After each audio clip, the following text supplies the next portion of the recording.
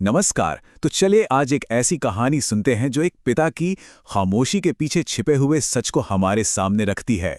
ये कहानी उस चुप्पी के बारे में है जिसके नीचे अक्सर भावनाओं और जिम्मेदारियों का एक बहुत गहरा समंदर छिपा होता है। कहानी शुरू होती है एक ऐसी लाइन से जो सीधा दिल में उतर जाती है। राजेश ने कभी अपने पिता को रोते नहीं देखा था। बस ये एक लाइन हमें फौरन एक ऐसे रिश्ते की दुनिया में ले जाती है जहां बहुत कुछ कहा नहीं गया और शायद बहुत कुछ समझा भी नहीं गया। तो कहानी का जो पहला हिस्सा है वो पूरी तरह से पिता की इसी खामोशी के बारे में है। मतलब एक बच्चे की नज़र से खामोशी मजबूती कैसे दिखती थी। ये राजेश के बचपन की वो यादें हैं जहां उसके पिता हमेशा एक शांत, एक मजबूत चट्टान की तरह ही नजर आते थे। राजेश को याद था कि गुस्से में भी उनके चेहरे पर कोई भाव नहीं आता था। उनका चेहरा हमेशा एक शांत झील की तरह रहता, चाहे अंदर कोई भी तूफान क्यों ना चल रहा हो। और ना ही कभी किसी गहरे दुख के पल में उनकी आंखों में आंसू की एक बूंद भी दिखी। ऐसा लगता था मानो दुख उन्हें छू भी नहीं सकता। यहां तक कि जब खुशी के बड़े बड़े मौके आए तब भी वो एक ठहराव, एक शांति बनाए रखते थे।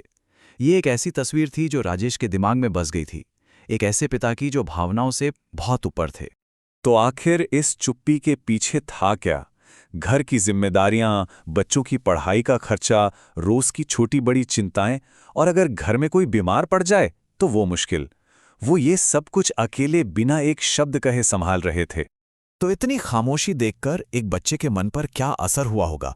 राजेश ने यह मान लिया कि पापा को तो फर्क ही नहीं पड़ता। ये एक बच्चे की नासमझी थी जो खामोशी को बेपरवाही समझ बैठी थी। चलिए अब कहानी में आगे बढ़ते हैं। जब राजेश बड़ा हो रहा था और वक्त के साथ बचपन की ये सोच और भी गहरी होती गई और पिता बेटे के बीच एक मजबूत दीवार, एक दूरी बनती चली गई। और ये जो दूरी थी ना, ये कोई एक दिन में नहीं बनी। ये धीरे धीरे सालों में बढ़ी। बचपन में जब नई साइकिल नहीं मिली, पिता चुप रहे। जब स्कूल की फीस बढ़ी तब भी वो खामोश थे। और फिर राजेश नौकरी के लिए शहर चला गया और धीरे धीरे घर पर फोन कॉल्स भी कम हो गए। और जब राजेश बड़ा हो गया तो उसने इस दूरी को सही ठहराने का, अपने मन को समझाने का एक तरीका भी ढूंढ लिया। वो सोचने लगा कि पापा तो बहुत मजबूत हैं, उन्हें किसी सहारे की, यहां तक कि मेरी भी जरूरत नहीं है। लेकिन फिर कहानी में एक ऐसा मोड़ आता है जो सब कुछ बदल देता है। राजेश अचानक घर लौटता है और यहीं से उस दीवार में दरारें पड़नी शुरू होती हैं जिसे उसने सालों से अपने मन में बना रखा था। तो सवाल ये है कि इस खामोशी के पर्दे के पीछे आखिर सच क्या था? वो सच जो राजेश को कभी नजर नहीं आया, अब धीरे धीरे सामने आने वाला था। और सच सामने आना शुरू होता है एक एक करके। पहला सुराग था बैंक लोन की एक पुरानी रसीद। पूछने पर पता चला कि ये लोन उसकी अपनी पढ़ाई के लिए लिया गया था। इसके बाद उसकी नज़र दवाइयों की कुछ पुरानी पर्चियों पर पड़ी। ये इस बात का सबूत था कि घर में बीमारियां भी थीं, मुश्किलें भी थीं, जिन्हें चुपचाप सहा जा रहा था। और फिर एक खोटी सी चीज, लेकिन शायद सबसे गहरी, पिता की घिसी हुई चप्पलें। ये त्याग की एक खामोश निशानी थी जो बता रही थी कि कैसे अपनी जरूरतों को नजरअंदाज किया गया। और आखिर में घर में बंद पड़ा एक पंखा।